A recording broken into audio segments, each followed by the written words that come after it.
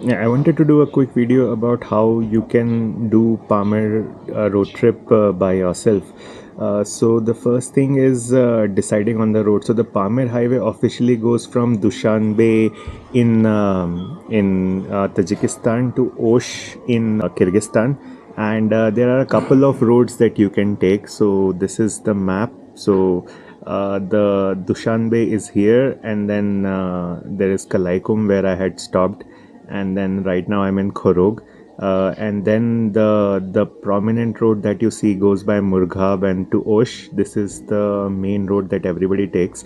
There are some detours that you can take, like there's the Wakhan Valley detour from here, and there is a Bartang Valley road also, but yeah, that is considered fairly treacherous, I guess. The petrol stations on the road. So I actually, Aziz from Dushanbe had shared it with me. So between right now I'm in Khorog, and this is Murghab, another big city.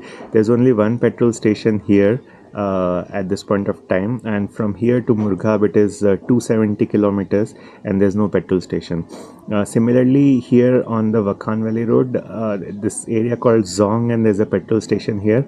I have not marked it on this map because I am not taking the Wakhan Valley Road. Uh, there are a lot of places that you can find to stay in iOverlander app.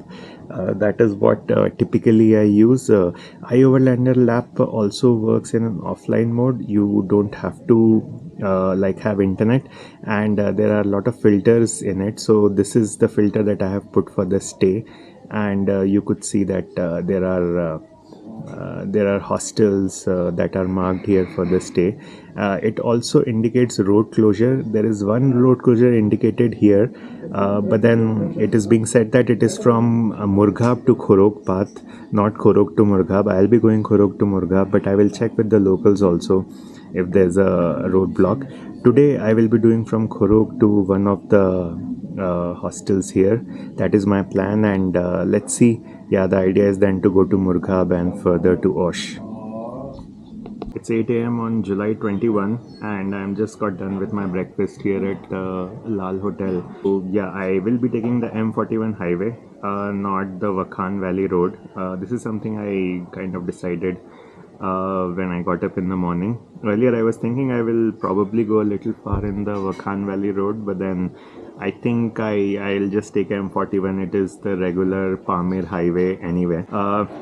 A quick word about expenses here in Khorog. So I think the cheapest place that you can stay reasonably here is for 150 Somani.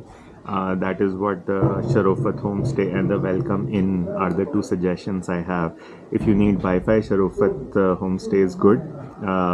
If you need air conditioning, then Welcome Inn is good.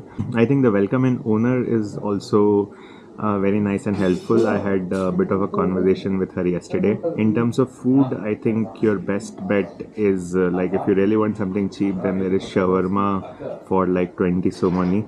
That is what I could get in the market yesterday. There are a few other options as well. There is an Indian restaurant which is very popular called Delhi Darbar, and they apparently provide a thali for like 100 somani, but I didn't try that. It's 9:15 a.m. And I just filled fuel from the fuel station here in Khorog. On the iOverlander app, it showed that there could be a roadblock. I will just check with the locals if there's a roadblock towards Murghab side. If it is, then I probably have to wait till 12. Otherwise, I will start now. So I checked with the petrol station guys, and they said there's no roadblock towards Murghab. So I'm good to go. I have put the destination as the next petrol station, after which there's no petrol station till Murghab. It shows around 102 kilometers, and it shows around 3 hours. So yeah, the average speed is probably 30 kilometers per hour, which means the road is not going to be that good. But now that I have done Kalaikum to Khorog, I'm not that scared.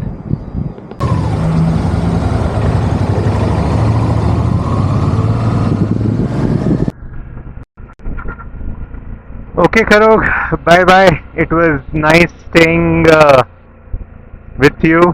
Yeah, it's a nice city.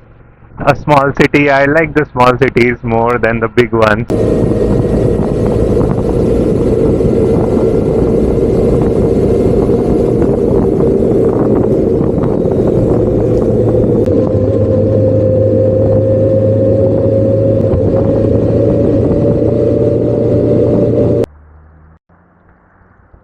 Yeah, I'm just stopped at the fourth checkpoint for the permit, and the person, they just checked the permit and let me go.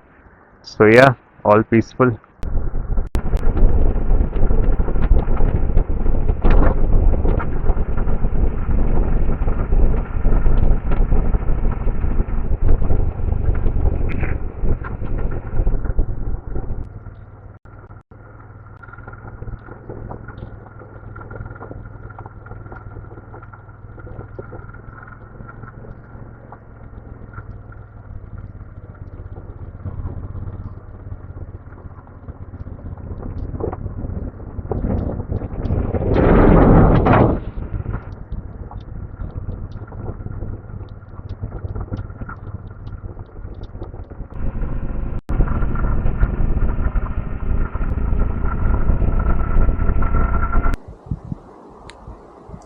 I was riding, and then the view in the front suddenly made me stop. And then I looked around and I felt that, yeah, this is probably a pretty open stretch of land with like mountains a little far. Uh, I just thought I will capture this.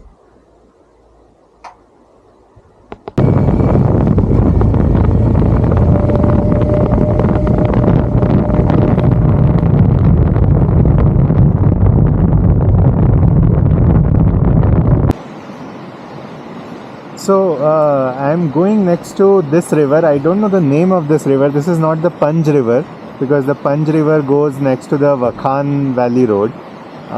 But yeah, this is a different river. But the color of the water is consistently light greenish, which I don't know how or why is it. But yeah, I'm very tempted to take a dip in it, but it's not hot enough yet.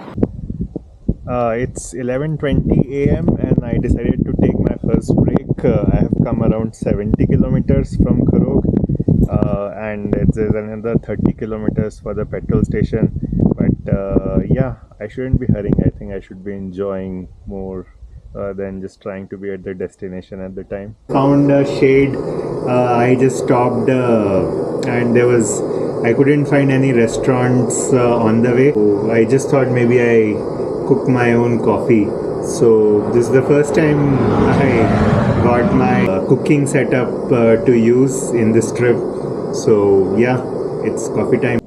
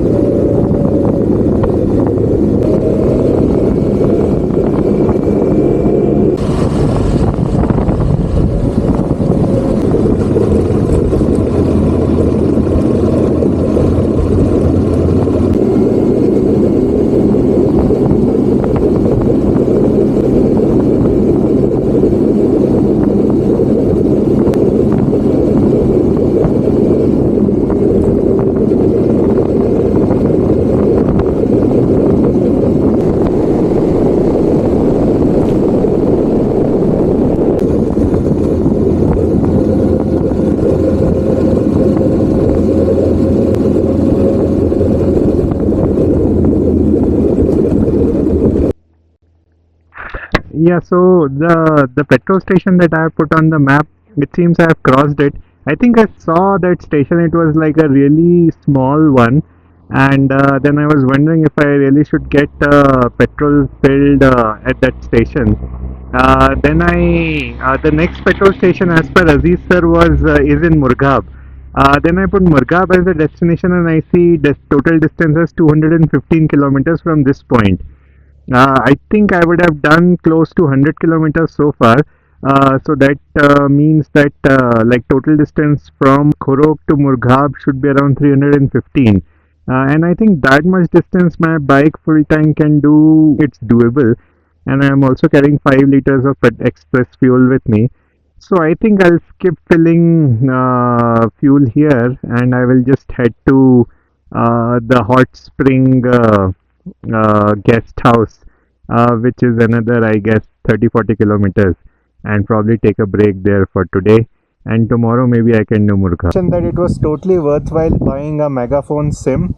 I mean, I have internet all this while because of megaphone. I don't know if T-Cell would have worked. I mean, you can always like download the map and stuff like that, but then I was not sure which map is going to work well. I use Yandex for navigation. It seems Google Maps works better in Tajikistan, and then there's everything in OSM and map, but then I don't know how to find stuff. So thankfully, since I have internet, I could find stuff on Yandex itself. And yeah, I would totally recommend buying a megaphone SIM if you're doing Pamir.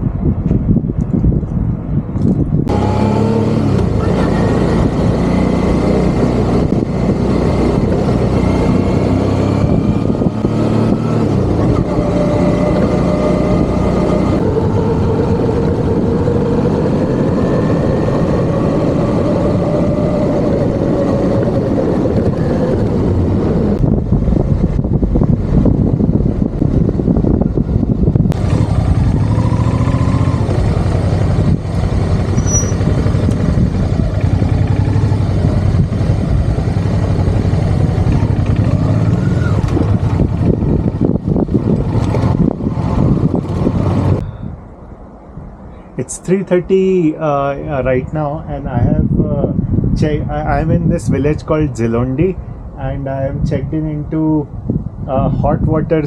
Well, they have a pool in which hot water from spring comes, and I think locals also come to take bath in it, and they also have like accommodation. So they have dormitories as well. This will be my first time staying and using a staying in a hot pool accommodation. So this is the dorm in which I am there. I am the only person there. That's my bed.